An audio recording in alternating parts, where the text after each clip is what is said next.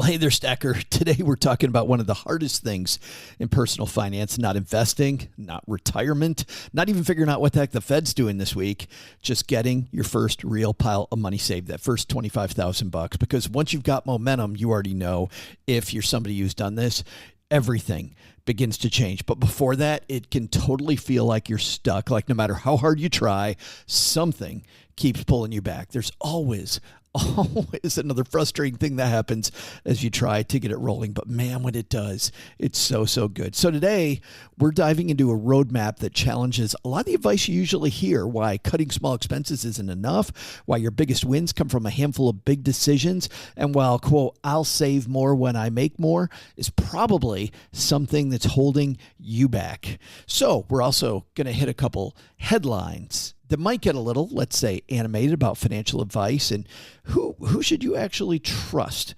with your money. A topic that I think is important for every stacker who's trying to grow their team and put the right people on it. And here's the part that surprised me coming back to this episode, which is this conversation originally happened years ago. We just pulled it from the vault for Greatest Hits Week. And you know why? Because even though you're going to hear a few references that are clearly from another moment in time, markets, news, maybe even a take or two that feels like a throwback, here's the thing. These core ideas, I'd love to get your take, but for me, the reason I wanted this one is because it holds up better now. Because today, I feel like saving that first $25,000 actually feels harder than it did when we produced it. Of course, it always feels harder, but costs are higher, decisions feel riskier, and it's easier than ever because of all those things to feel stuck more before you even get started. And that's exactly why this conversation matters. So as you listen, I'd love for you to ask yourself, if I actually nailed that first $25,000, what would change? So let's get into it. First of all, we've got a couple sponsors who help us keep on keeping on. And the first one, I even have running in the background as I record and I work today. And it's so amazing. I didn't even know this company existed until we started discussions about them sponsoring our podcast. And now I can't get enough of granola. And let me tell you how granola works. If you've ever been in back-to-back meetings all day, you already know the struggle that I'm about to explain. You're nodding along, you're contributing, you're trying to stay present, but in the back of your mind, you're secretly stress scrolling your memory for what was just said or who's supposed to follow up. Meetings are a mess, and granola fixes that. If you've ever left a meeting thinking, that was productive, and then 10 minutes later, you're seriously like, I can't remember what we even decided. Granola fixes that. It is so amazing. I use it for every single meeting I have. So how does it work? Well, granola is an AI-powered notepad built for the way real people actually meet. You take rough notes like you normally would, and in the background, granola securely transcribes the meeting. In fact, halfway during a meeting, I've learned I can even ask granola questions like, hey, what was just said 3 minutes ago on this one topic that I totally missed or I wanted to recall? And during the meeting, it'll tell me exactly what was just said. And at the same time, it continues transcribing. And the best part, it all works through your device's audio, which means it integrates seamlessly into whatever video conferencing tool you use. There's no setup. There isn't any awkward bot. It's just your normal meetings, but with superpowers. You get to actually listen instead of frantically typing every word and still walk away knowing exactly what was decided, who's doing what, and what comes next. I absolutely love it, if you couldn't tell. In fact, when I first tried it, I thought, do I really need my meetings transcribed? The answer is yes, especially because it's so good at organization. It is amazing. We use it consistently to keep our team on track here at Stacking Benjamins, and I think it'll do miracles for whatever business you're in. So if meetings are eating up your day, granola is a no-brainer. You can try totally free by heading to granola.ai/SB. Go to granola.ai/SB. Get your time back. Once again, you can try it for free at granola.ai/SB. All right, we have one more sponsor here and then a couple more in the middle of Doug's trivia halfway through today's show, and that's it. We'll hear from them. And then our episode featuring Scott Trench. And back in the old days, we had our headlines first, and then the second half we had Scott. So I think you're going to enjoy the discussion about financial advisors and also Scott Trench. Here we go. They're dogs, and they're playing poker!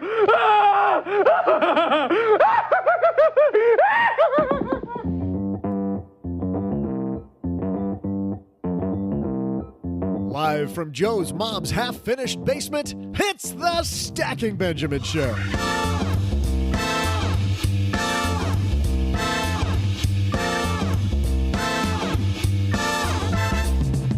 Hey everyone, I'm Joe's mom's neighbor Doug, and today we're talking about saving your very first $25,000.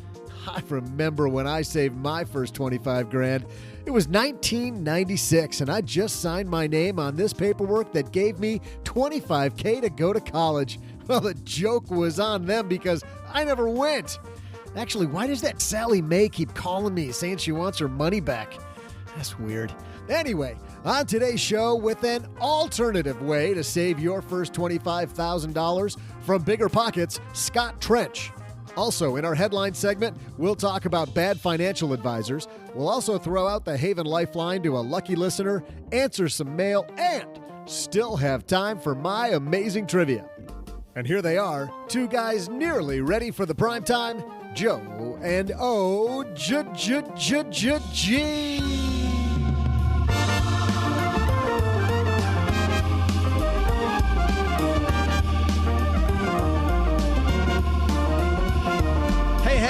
And happy Monday. I am Joe Saul-Sehy, Average Joe Money on Twitter, and we're back. You found us. Welcome back to the Stacking Benjamin Show. Across the table from me again, the one and only other guy, as we call him, OG. It's always sunny in the basement on a Monday. I always think it's funny that people think when I say we're sitting at a rickety card table, they think we're not. And then for people that are in the Stacking Benjamin's basement, which is our closed Facebook group, we posted pictures. And what were the lines? I think Scott said, "Oh my God, it is a card table." It is a card table. Yeah. And Roger Whitney said, because as you know, he was just here. Yeah, he was just here. Yeah. Roger said, and it's unstable. And you will say that too. That's an unstable. This is. Oh yeah. You should see the chair. The chair's all duct taped because you won't let us buy a new chair. Don't you love how I always give you that one? Well, you know. Yeah. Good stuff. Speaking of good stuff, Scott Trench. I totally believe what he's here to talk about. First 25,000 OG. That is, man, getting some money saved is the hardest thing. That is the hardest. Yes. We're going to conquer that mountain in a second, but first we got some awesome headlines, so let's move. Hello, darlings. And now it's time for your favorite part of the show, our Stacking Benjamin's headlines. Boy, two frustrating kick in the gut headlines today. This one comes to us from Bloomberg. Why you still can't trust your financial advisor. This is by Ben Steverman. Your new financial advisor is a well-decorated office, a firm handshake, and a bright smile. After an hour-long meeting, you leave with what you think is a state-of-the-art investment portfolio. You feel financially secure, taken care of. It's also possible you've made a huge mistake. A wave of research over the past few years has documented serious problems with how Americans get financial advice. Susan Schaefer, a 70-year-old retiree in Narberth, Pennsylvania, learned this the hard way when she hired and fired multiple advisors over 2 decades. One chose inappropriate investments, including small-cap stocks. Another put her into funds with huge backloaded fees. How are small-cap stocks inappropriate? But go ahead. The third promised to charge just $500 a year, then stuck her with thousands of dollars in commission costs. Oh, boy. Oh, boy. Boy, did this make me angry. The article of that this happened to this woman or the article itself? The article itself made me just livid. Because you know what? Here, I was going to say, go ahead. You fire your salvo, and then I got a good one. Well, mine will be short. You know what people are going to get out of this? Don't hire a financial advisor, which the smartest people that I worked with were amazing people that could do it themselves. But you don't tell a football player not to have a coach. You don't tell a rock star not to have an agent, a management company. You don't tell smart people who are like a rocket making money at one thing to not have great people in their corner. This person's problem is the same. I don't know this woman that he's talking about in the article. Mm-hmm. I don't know her. I will tell you, based on my 16 years in the trenches, that the problem is as much hers as it is the advisors. It is every bit as much hers as it is the advisors. I'm going to take a little off the gas on that as far as totally laying the blame at her feet or 50-50, because there are bad apples, right? And here's the problem that I had with the article. You didn't get to the spot yet, but I read it too.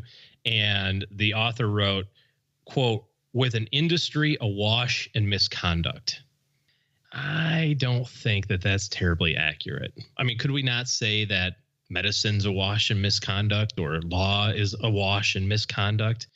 Of course, there's bad doctors and there's bad lawyers and there's bad financial professionals too. There's bad bankers and bad police officers, for crying out loud. There's bad everything.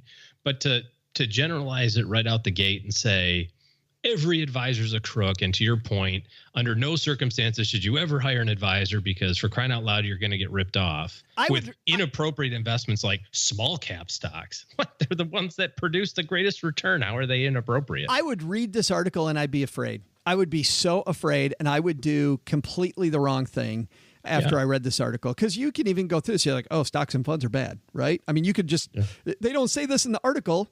That's just the next domino. It says some 38% of those misbehaving advisors later go on to hurt even more clients. So again, this is just a uselessness in statistics, right? So you read that, the untrained ear or the untrained eye when you read it or hear it, you just heard the word 38%. And did you just think to yourself, wow, 38% of the advisors are bad? That is a pretty big number. That's not what it says. It says 38% of the bad advisors go on. They go on to do what? Redo bad things is basically what they're saying.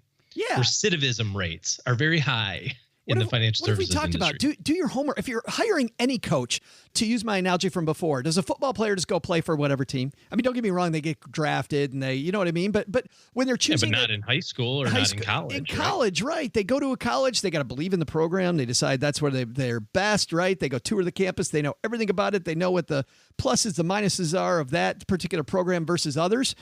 And you do that. If you're hiring an agent in your corner, I mean, wouldn't you find out if the agent has screwed over other people ahead of time? Why do you walk into somebody's office and go, oh, okay, yeah, you sound good. All right, I'm signing on the dotted line. I've done zero homework. I haven't asked any questions. I didn't go to FINRA's broker check.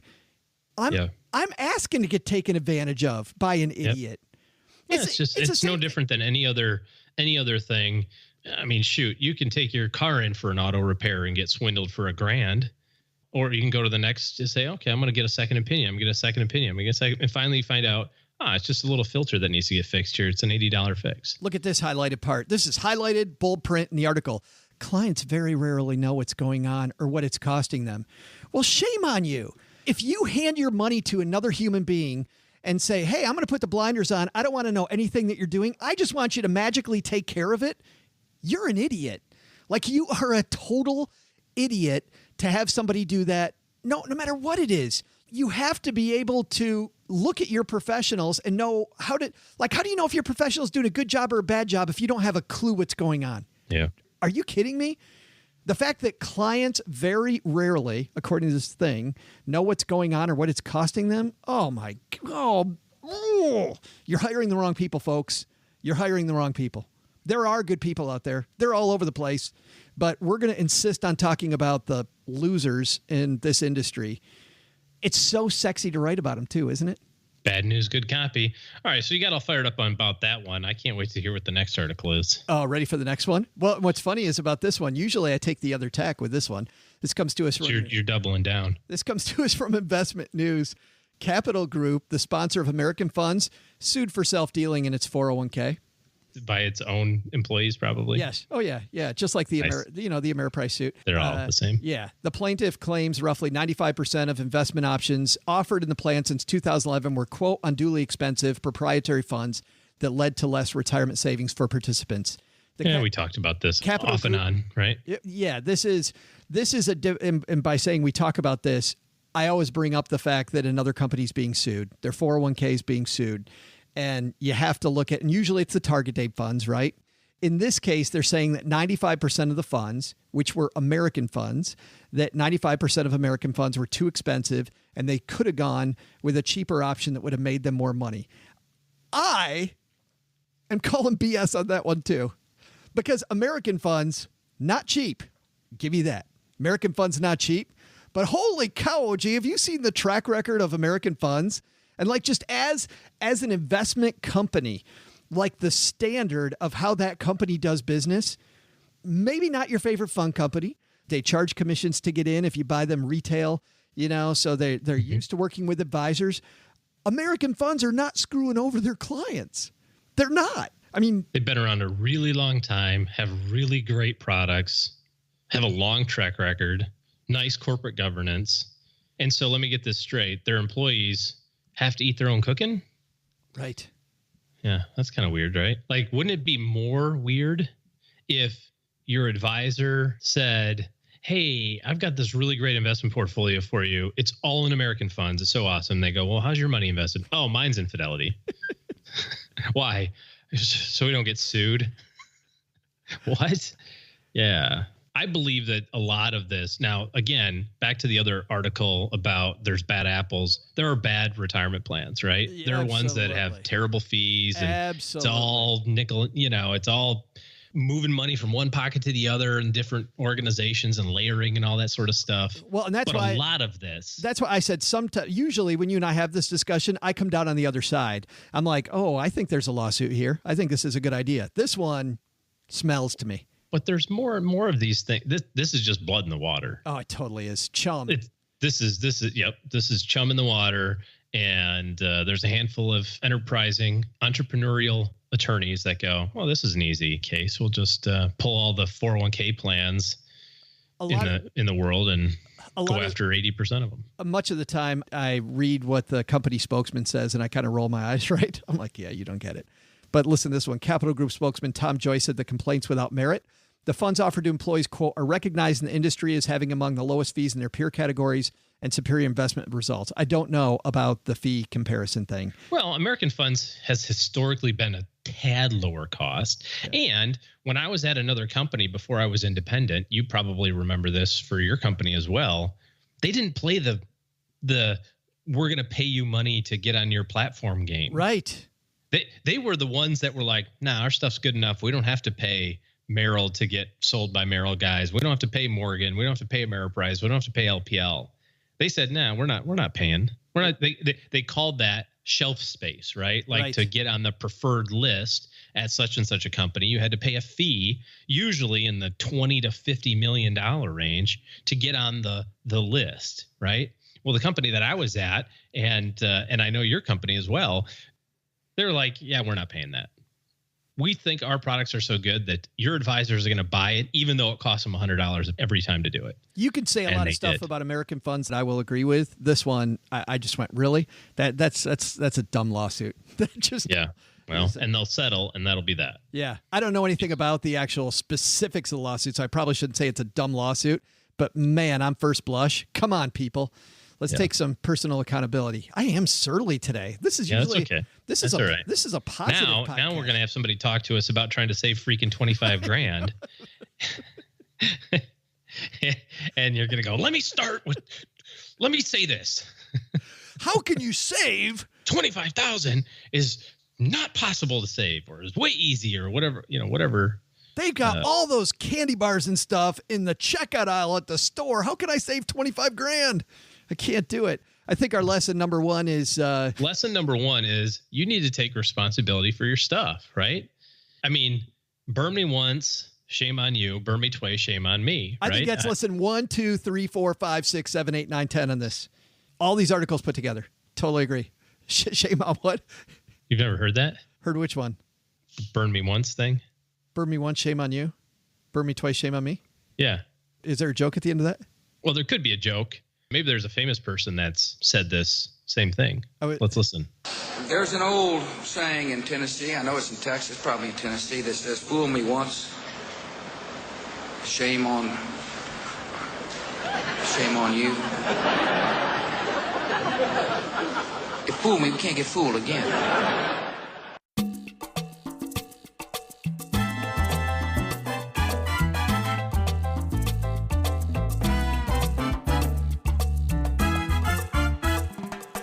Scott Trench is a guy who saved a lot of money. He's a vice president in charge of operations at this little-known enterprise called BiggerPockets. You familiar with them? I have.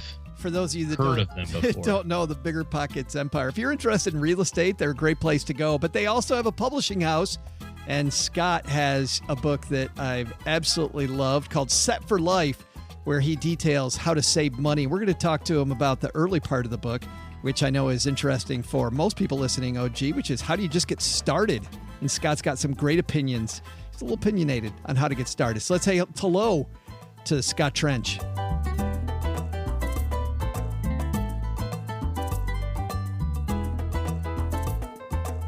And author Scott Trench joins us. Welcome to the party, man. Thanks, Ben. It's great to be here. It's a great basement. Well, glad you could bike all the way this way. Although I love this discussion you had. You were just on Cheddar TV, and it almost didn't go well. No, I had to bike to the office, and I have an e-bike, and I like to use that to help me get around faster and not arrive sweaty. And I arrived a little later than I should have because my battery had died, and a little way more sweaty than I should have for the interview. So luckily, there was a big story this morning at the day we're recording this, which was Amazon is buying Whole Foods. So I got kicked out a few minutes anyway. So I was able to recover in time and talk about real estate and mortgages and all that stuff. So. Yeah, that's funny stuff. Yeah, the good news is that nobody can see you sweat down here in the basement except me. It's kind of creepy for me, but not bad for everybody else. It's nice and dark and cool in here. So. That's right. Well, let's talk about riding your bike, because part of the thing that you talk about making that first $25,000 is you have to have some frugality. Is that riding the bike part of your frugality? Yeah, absolutely. So the three biggest parts of the average American's budget are housing expenses, commuting expenses, and food. And between the three of those, they make up 2/3 of the average American's budget. So that's where people are spending their money. And if you're trying to cut back and be frugal and save money, and you're doing that by cutting out your latte in the morning or your happy hour with your friends or by going out to the movies, you're doing it wrong, because that's only about 5 to at most 15% of the average American's spending patterns. Your money is really going in those other three categories, and transportation is absolutely a critical component of that. Biking to work can save tons of money and give you some exercise in the mornings. So. Yeah, it gets the heart pumping. And I know that when I exercise, I feel like I'm just so much more on when I get to work, which does the other part, which is increasing your income. It's funny because a lot of gurus talk about, you've got this blue sky, right? I can increase my income, which is blue sky. I can't frugal my way to wealth, can I? I think that frugality is a stepping stone to wealth. And obviously, it's inefficient to exclusively save your way to early financial freedom or a significant amount of wealth. Obviously, you should be going after income production as well. But I would argue that frugality actually makes these more achievable. And it does that in two ways. First of all, it enables you to accumulate cash with which to invest. And second, it's not really like you're being cheap. It's like you're being efficient. And if you're efficient with your day, you're planning out how you're doing things. You're biking to work, which forces you to plan by, having a change of clothes, a lunch, a computer, all the stuff in your bag. You're setting yourself up for a day of success right from the beginning. And you're not going to go out and buy, unhealthy food at a fast food store or something like that. It's just setting you up to be efficient. And that exposes you to more and more opportunities. If you're feeling good, you're planning out your day, and you're accumulating wealth with which to invest and then begin exploiting opportunities. I don't want to get too, foo-foo about this, but they're also, what I'm hearing between the lines a little bit here, Scott, too, is there's just this healthy respect for a dollar, that when you're frugal with your money and you're respecting the way you spend that money, then as you're trying to grow your wealth and grow that income, you're actually going to pay attention to where the hell you put the money once you get it.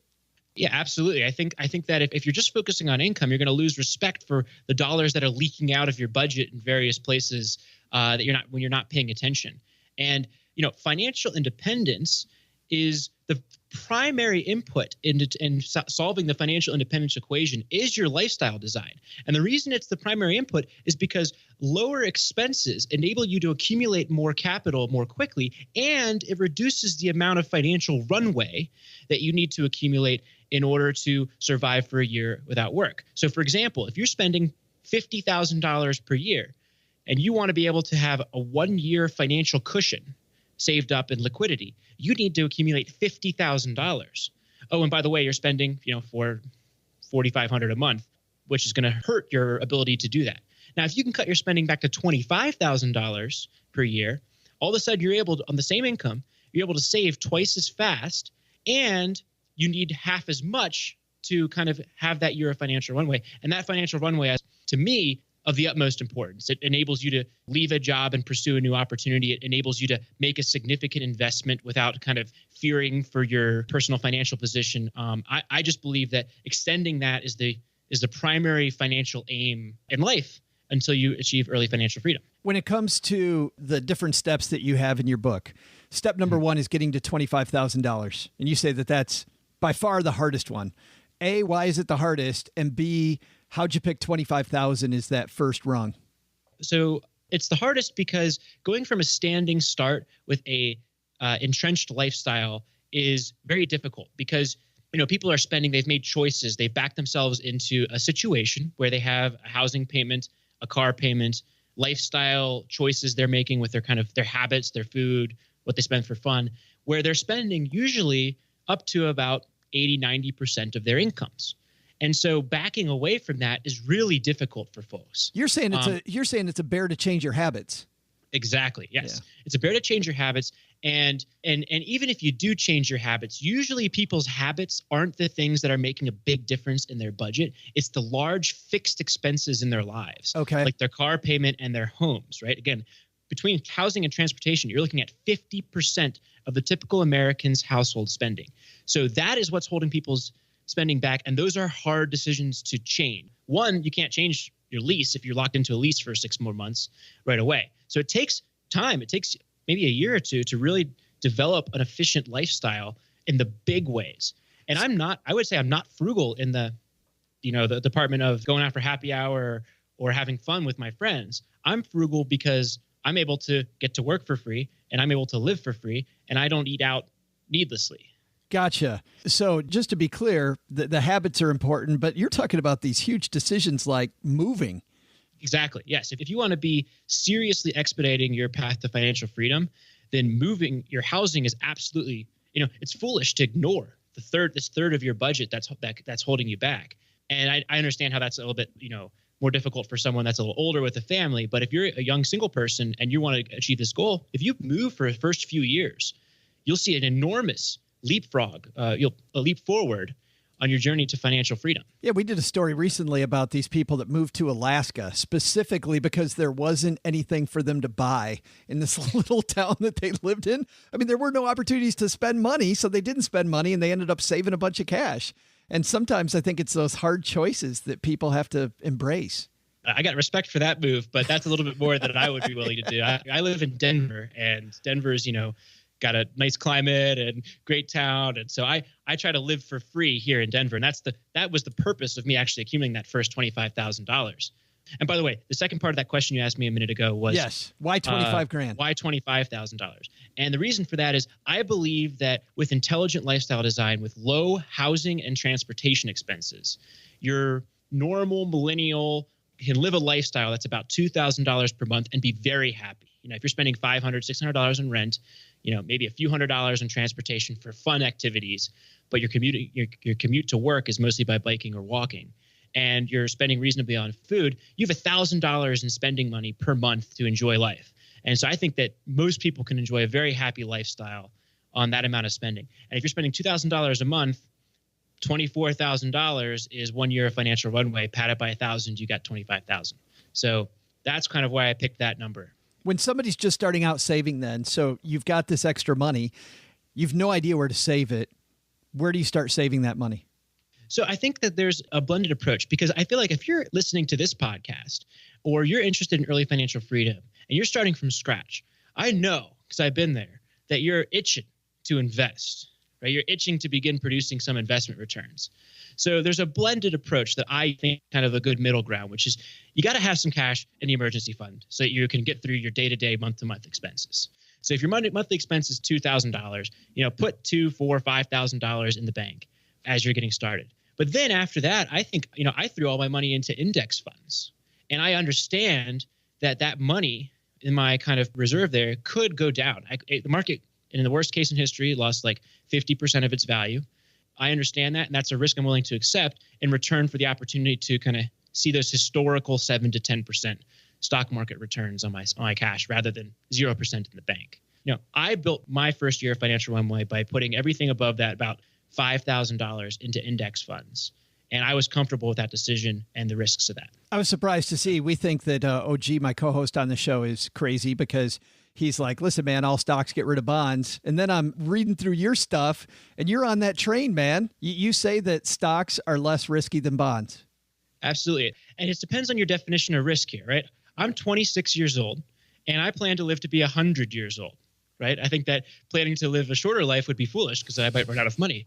So wouldn't that be a bear, by the way, if you showed up at like 75 and you planned on that and you just spent your last dollar? Like you put your last quarter in the Coke machine and you don't die. Like, that's a crappy day. Yes, absolutely. And I think that while I'm working towards early financial freedom, why would I do something that's going to lower my probability of building long-term wealth? Now, on average, over 30 years, I don't think stocks have ever lost to a bond investment over that type of time period. So again, 26. In 30 years, I'll be 56, right? Why would I put my money into bonds right now when I know with almost statistical certainty that I'm going to be poorer than if I put that money into stocks?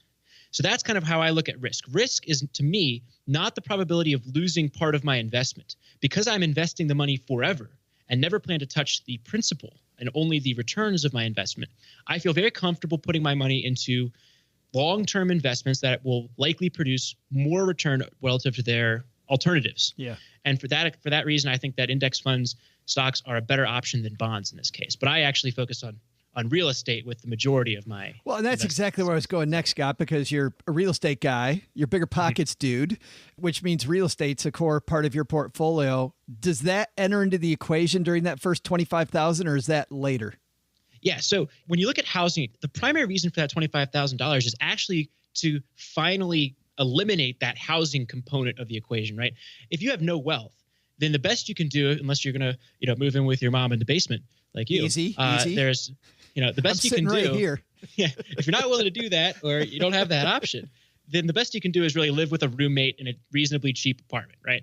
There's not really much more we can, advice we can give you there. Right. But once you accumulate that first $25,000, this option called house hacking presents itself. And that is a huge, huge lever that is accessible to employed median income earners in this country that can, again, take another giant leap towards financial freedom. So what I did is I took that first $25,000 and I put $12,000 of that down on a $240,000 duplex. I lived in half of it and I rented out the other half. Now, each unit was 2 bed, 1 bath. My mortgage was $1,550, and the one side rented for $1,150, and my roommate paid me $550. So if you're following this, I was getting $1,700 in rent on a $1,550 mortgage payment. So I was collecting about $150 per month, and if you count the operating expenses of the property, I was probably breaking around even, maybe paying a little bit to live. And that is great because I've just completely eliminated my cash outflow for housing, which again is really huge, important in my ability to accumulate cash. And I'm experiencing all the benefits that homeowners experience in terms of wealth building, in terms of loan amortization, paying down the loan, and then appreciation, the opportunity for appreciation. And I could do some work on the property to fix it up because I bought a place that needed a little bit of that. So all these ways are ways that I could add value, eliminate my housing expense entirely, make money on housing. And by the way, I was able to do that pretty close to work so I could continue biking. And I've been repeating that process. So regardless of whether you want to build a big real estate portfolio, I think this is a really smart way for someone to buy their first home. You don't have to live there forever. You don't have to rent out to tenants next door forever. But if you do that for the first 1, 2, 3 properties over 3 to 5 years, I think that you can really make a huge stride toward financial freedom, build hundreds of thousands of dollars in wealth, build some passive income, and not have a major life disruption. This isn't something that I thought we'd get into a little bit, but I'd like to. How much of that work do you do yourself? Or are you like me, where you started off doing some of the work just so you knew that people wouldn't rip you off? And then later on, once I know what these contractors are going to do, then bring in other people to do it for you? The general question there is do it yourself or hire it out, right? Yeah, right. And I think that depends on what your time is worth. So if I started out making $48,000 per year, and at that wage, I absolutely did everything myself. I started out with $3,000 in the bank after graduating college, which is fantastic. I didn't have student loan debt, but $3,000 in the bank. And then I made $48,000 per year. So my time was absolutely worth less than the contractors on a dollar by dollar basis. So I did as much of the work as I could myself to get started. Now I've got 2 duplexes and significantly more wealth, and my career is going well. So now I'm starting to hire out some things and do others myself. But I think even though, I mean, and I get your point, I love this idea of valuing your time, but I also like the experience factor, because now you know when you talk to a contractor, if they're full in your head full of crap. Like I've had contractors tell me stuff before, and I'm like, yeah, you're not right there. Like that is so wrong. Like I was born at night, but not last night. And I think that part of the computation, it's tough to do the what's my time worth. You know what I mean? Because you're getting an education. Absolutely. And I think that when you move from being like a tenant, I was 24 years old. I had never really done much work on the house except for helping my dad with a few things here and there. Right. I had no tools. I was a wuss. So when I started doing this, and everything was a challenge. Like every time I wanted to do a repair, I have to go to Home Depot and come back. And then, oh, shoot, I bought the wrong component. Right. I got to go back to Home Depot and come back and complete the project. They know you by name after a weekend, right? It's horrible. And nowadays I find that stuff like pretty easy. And it's because I did it a little bit. And yeah, you're absolutely right. When a contractor comes and I had a contractor try to bill me $2,000 to patch some holes in a soffit underneath my roof one time. And I was like, this is a 3-hour operation. I get the materials for $120. So I bought a friend lunch and a couple of beers who's interested in real estate. And together we patched all these holes in about 2 or 3 hours. And it cost me about $220 to do this project. And that was absolutely worth my time. I don't make $600 an hour. Yeah, right, so, right. That's the kind of stuff that you're exactly right. If you can do some of the stuff yourself, you'll save thousands and thousands of dollars. And that's a big advantage, by the way, of investing in your backyard rather than somewhere out of state. Yeah, right, so. Right. And man, I wish we had time to get to that. I want to bring up a few of these points that you make at the very beginning of the book. You should start by saving the next $1,000, not earning the next $1,000. So back to your point originally, start off with frugality. I think that's what you're saying. Yep, absolutely. So like when you earn $1,000 and you're like me, when I was in that first stage, you're probably at a tax bracket of about 30%, 33%. So if you earn that extra $1,000, you're only going to get to keep about $666 of that, right? If you save $1,000, all of that is after tax. If you don't spend it, you get to keep it. So it's tax-wise much more efficient. And second of all, saving that money, again, if it's a monthly recurring cost, you're reducing the amount of financial runway you need to build and saving that money. So again, it has a double impact in your finances. Gotcha. I want to go over a lot of these. So just give me 1 or 2 sentences on each. Okay, great. You should spend more, not less, on entertainment and fun. That was cool. Everybody likes having more entertainment, more fun. Why that one? Well, spend less on housing, transportation, and your ridiculous eating out expense, and then spend more on the beers with your friends and the fun stuff. That's what life's all about. I'm hanging out with you. Third, student loan debt is rarely worth it. So going back to school for an advanced degree, if you aspire to early financial freedom, can be a real drag on your goal there, because you're going to accumulate a lot of debt. And while you will make that up over the course of a very long career, the goal here is to have a short career, or have the need for a short career, and make work optional. Got it. Buying a house, or worse, a condo in the best part of town will slow you down on your path to early financial freedom. I think we killed that one. We covered that one. Stocks less risky than bonds. You need to spend less money to earn more money. We covered that. Developing a specialty is far more risky than being a jack of all trades. So I believe that in today's economy, every job that exists that humans do kind of repetitively is going to be outsourced at some point in the future. So if your specialty is in a very niche field and a breakthrough comes in that makes you irrelevant, you're kind of, up a creek without a paddle. So I believe that the key to survival in today's economy, and then success, is the ability to adapt, and adapt rapidly to change. Your value is not in your ability to operate a specific software. Your value is in your ability to learn quickly and produce value, and then automate yourself and move on to the next thing. Man, I'm totally with you there. And people don't realize the speed at which that's coming, by the way. That is coming way quicker than we think it is.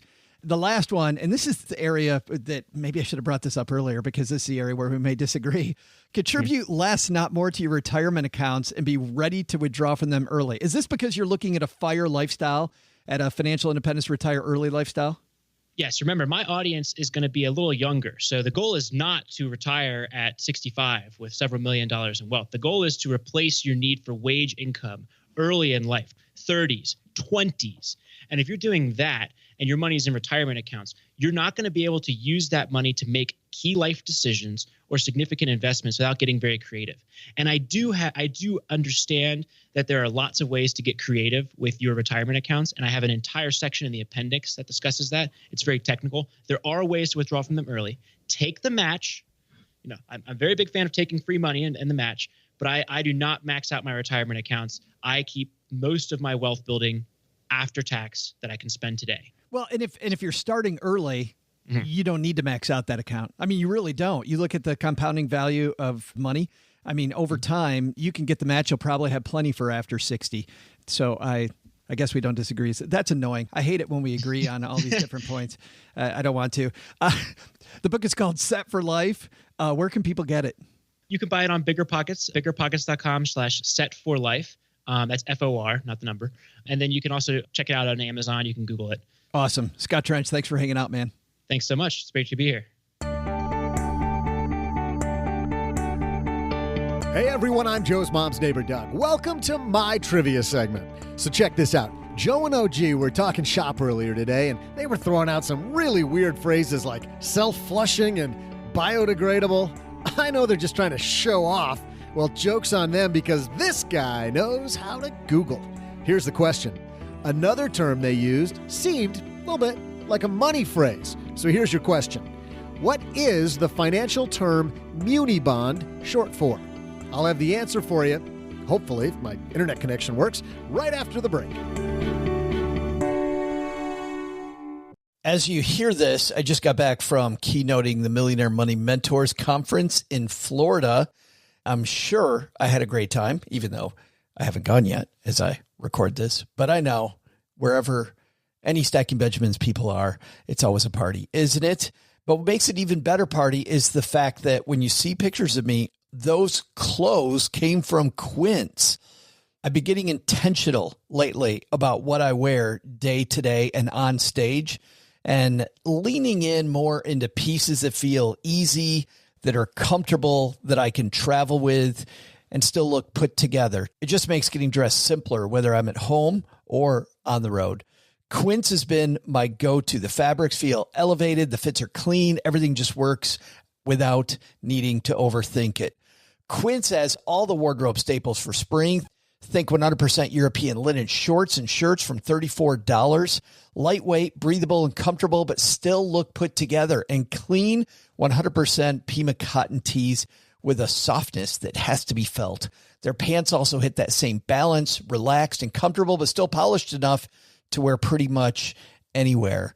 Everything's priced 50 to 80% less than what you'd find at similar brands. Quince works directly with ethical factories and cuts out the middlemen, so you're getting premium materials without the markup. Between the pants that feel so incredibly comfortable, and my favorite is still that first cashmere sweater that I got. It is so nice. It's great to feel good because you know that your wardrobe looks good, and it didn't cost anywhere near what I thought clothing that looks like that would cost. It should be the same for you. Refresh your everyday with luxury you'll actually use. Head to quince.com/SB. And because you're a stacker, you'll get free shipping on your order and 365-day returns. That's QUINCE.com/SB for free shipping, 365-day returns. Quince.com/SB.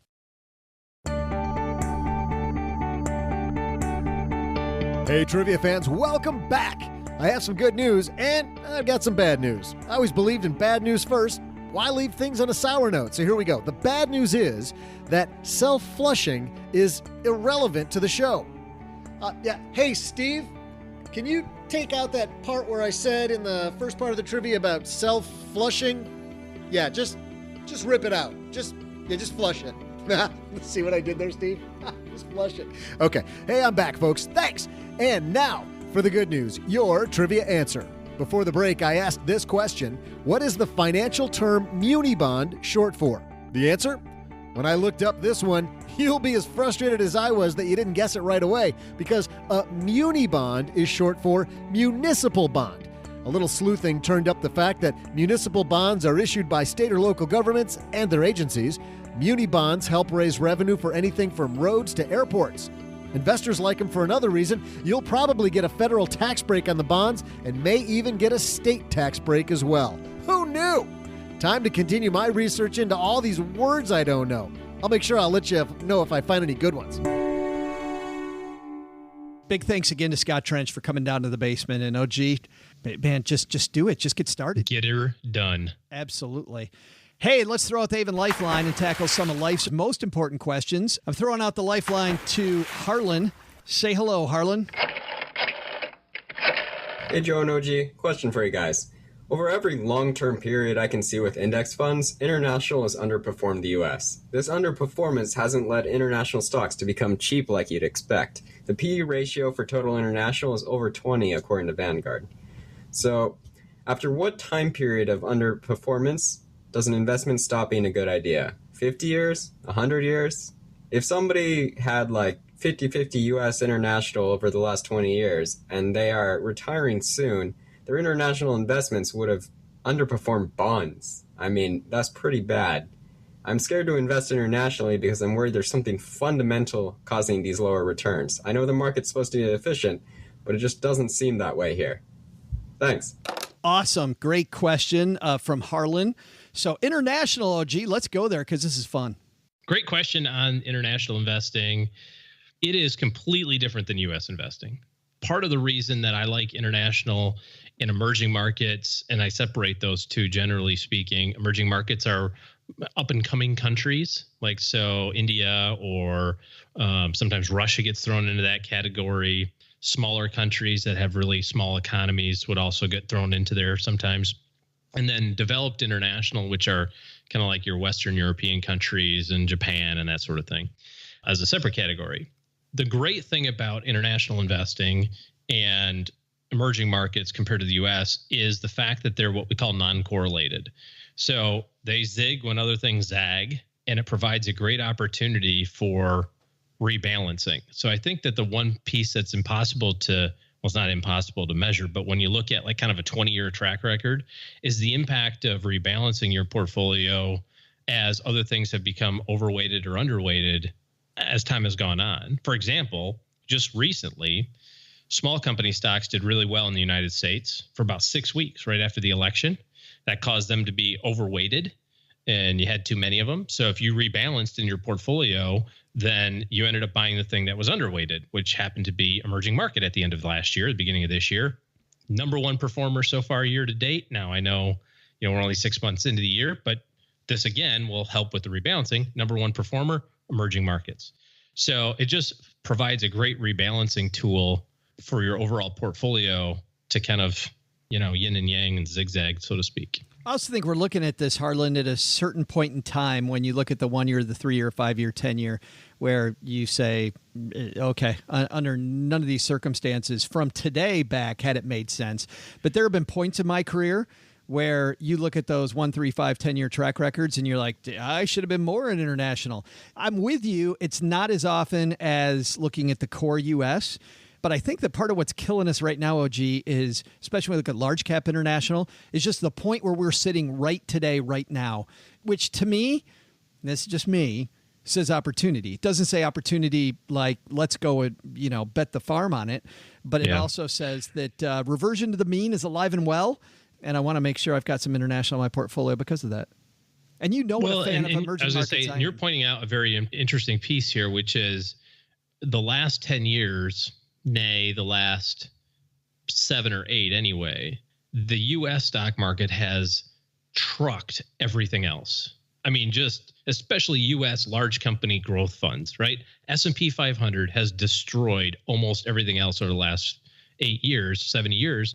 So it's kind of hard to use that as a measuring tool. I think if you, like to your point, if you go back and go, well, what did it look like in the 1, 3, 5, 10, 15, 20, and 30-year periods in 2007, it looks a little different. Here's the other major thing when it comes to reporting. We have really good data on stocks in the United States since 1926. That's kind of like the generally accepted time period that we measure things from.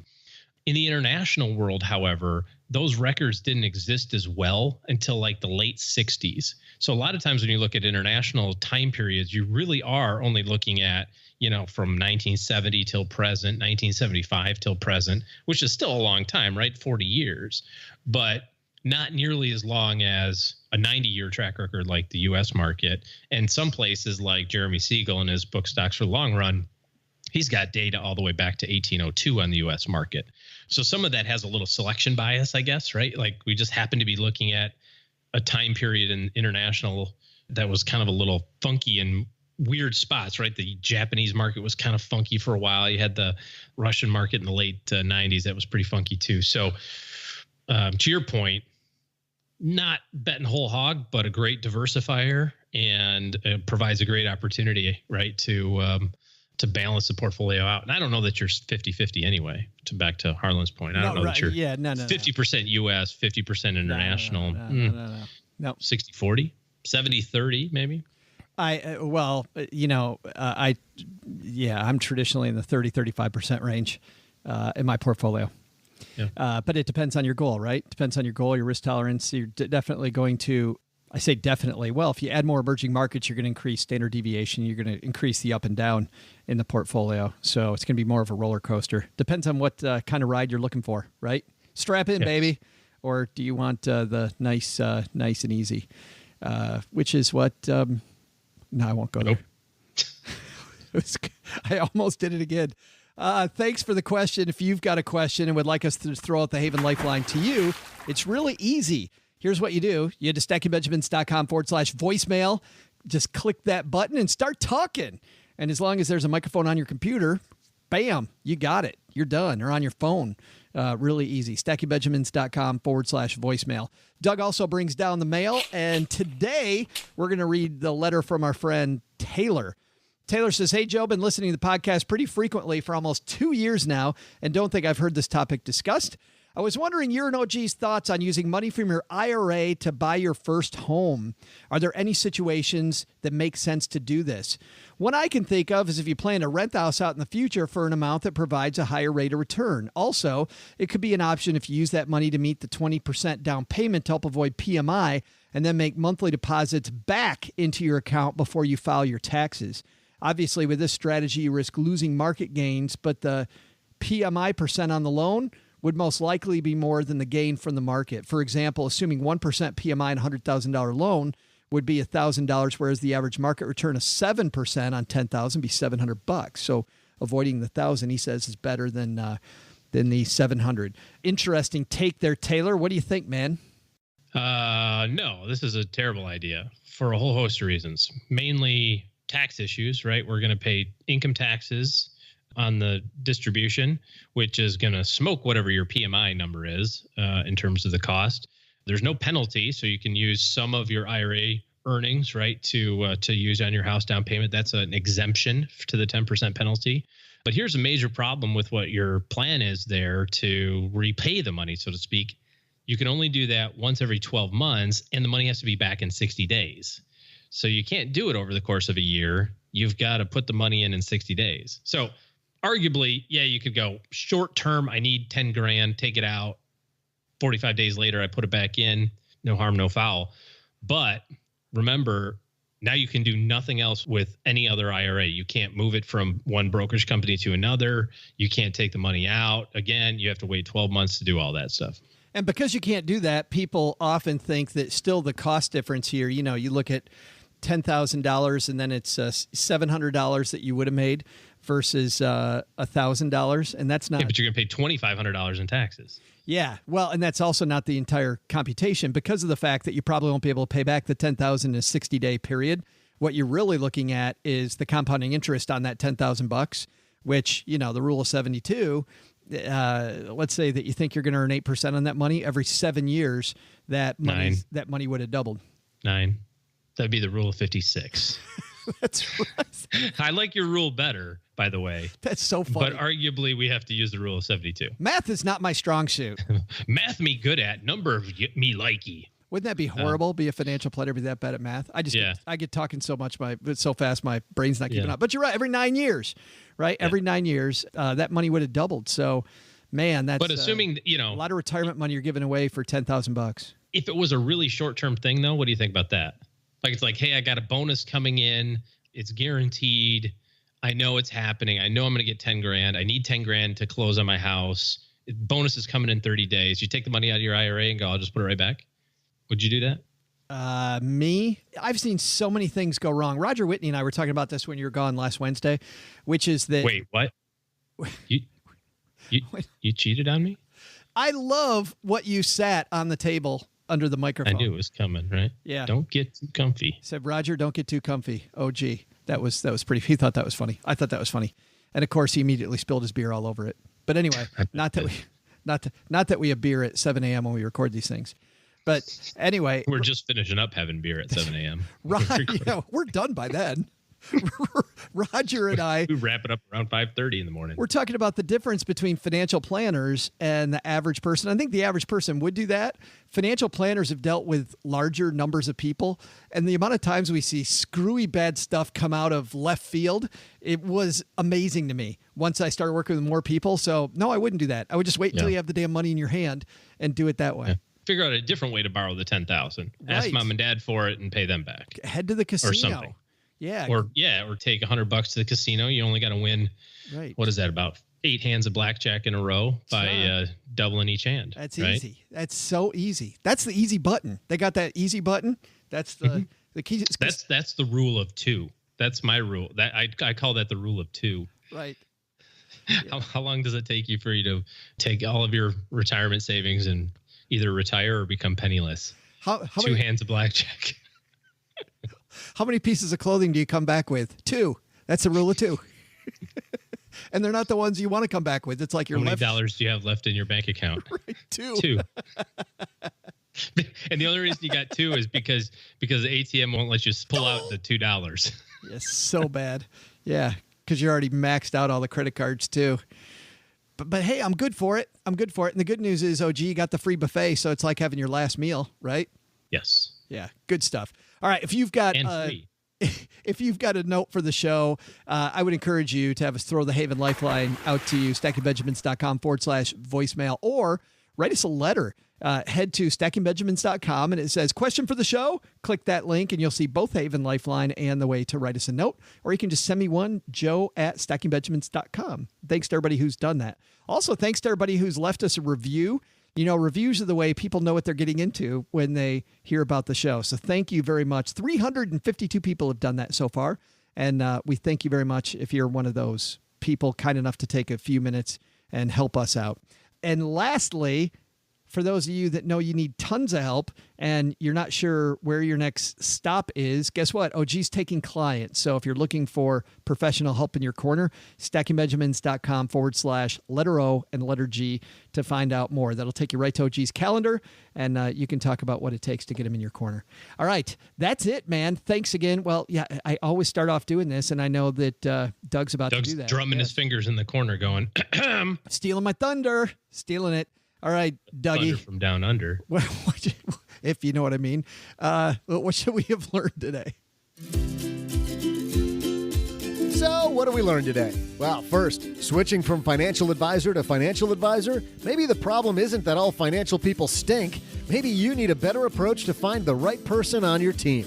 Start with your goals, find personal recommendations, and check out an advisor's complaint file at the FINRA Broker Check website.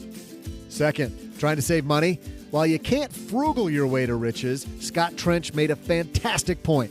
By respecting dollars early on in your saving career, you'll save faster when money comes in, and you'll also have more money available for those meaningful events in your life. But the big lesson? It turns out that when you're Googling phrases about money, the terms money fight and money shot have way different meanings. I tried looking those up on Joe's mom's computer, and that got awkward. A big thank you to Scott Trench for taking time to visit the basement. You can find more on his work at BiggerPockets.com or, of course, at our show notes at StackingBenjamins.com. This show was created by Joe Saul-Sehy, produced by Richie Rutter-Reese, and engineered by the amazing Steve Stewart. Kathleen Selmans handles design, newsletter, and classroom opportunities. If you'd like to learn more, head to stackingbenjamins.com/classes. Online, visit us on Twitter at SBenjaminsCast or on our Facebook page. Shannon Cowan is our community manager and social media guru. I'm Joe's mom's neighbor, Doug, and I'm going to go buy you drinks until you find me attractive. SB Podcasts may receive payment on the show from sponsors and guests in the form of books, giveaway items, discounts, or other remuneration. There's no way you would take advice from these dorks, but like Joe's mom always says, don't take advice from people you don't know. This show is for entertainment purposes only, and before making any financial moves, consult with a real financial advisor.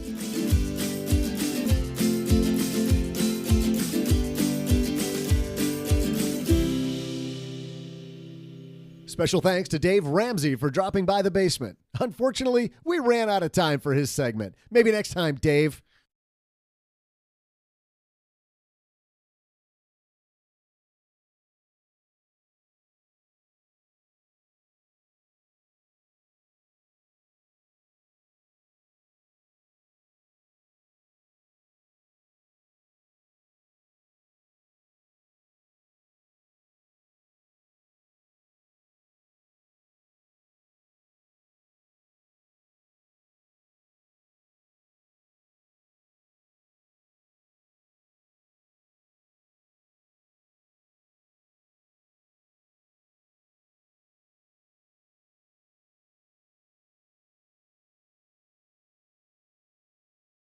Welcome to the after show, part of the show that doesn't exist. We do things in the after show that have nothing to do with money.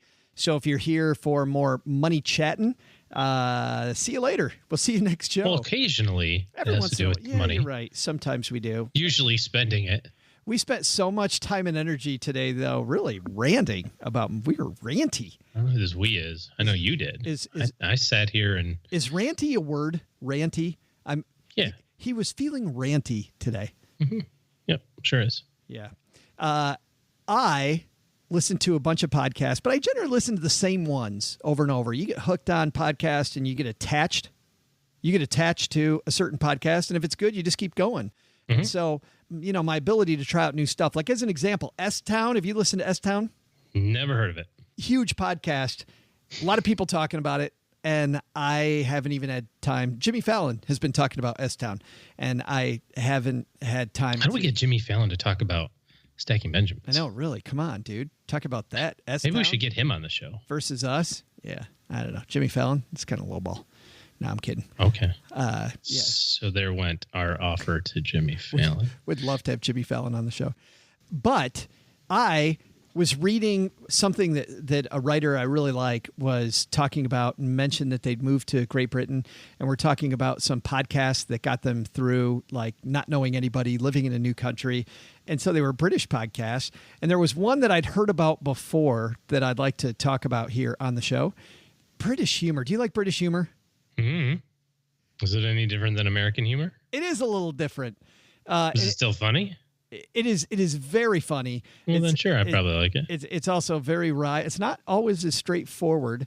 And sometimes. Oh, are you saying that I'm I'm a simpleton? I've got to have it handed to me on a silver platter to get it? I didn't. Man, did you all of a sudden get defensive? Holy cow. Where did it lighten up there, Geronimo?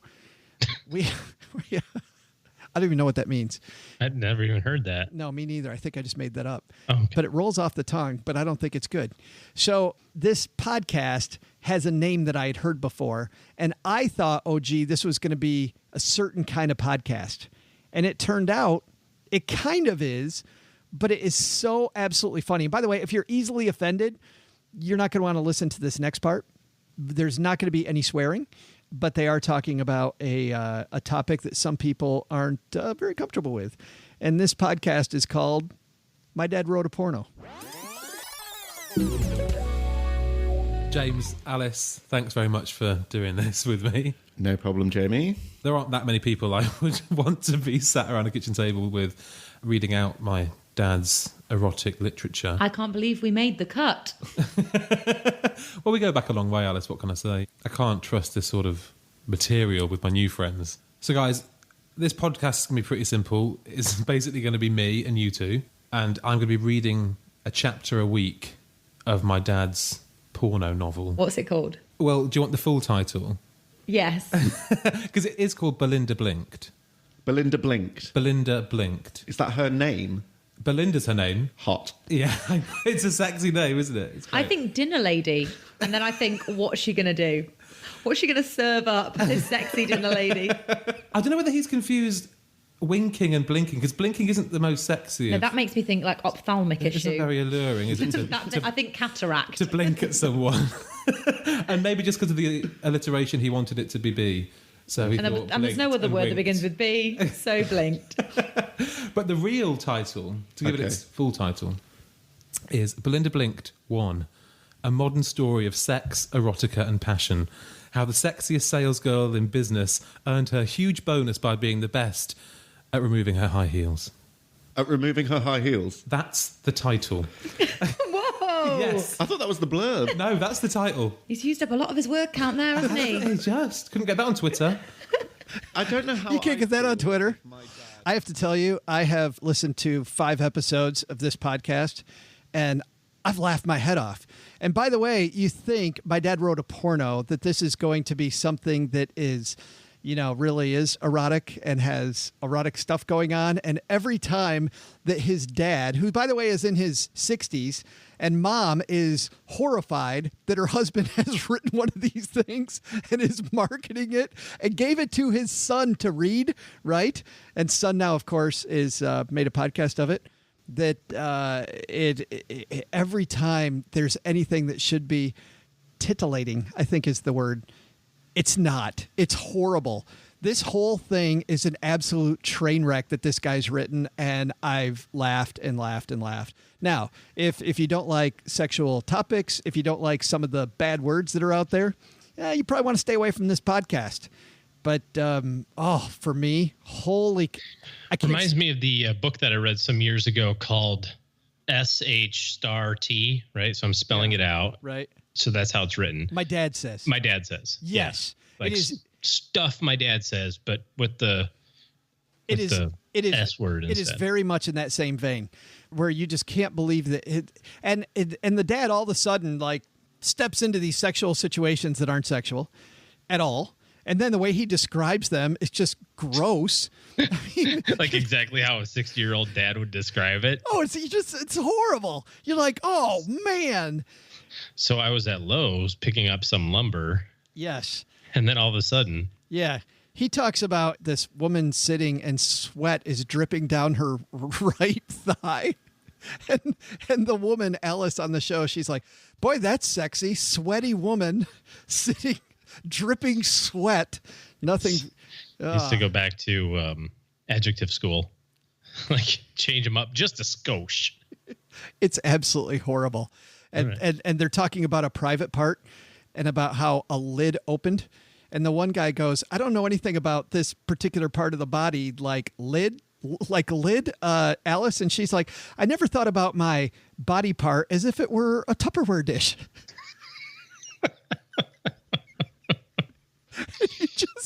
I can't stop. Cheryl and I listened to it, and neither one of us at first are like, really? Dad wrote a porno? I don't think so.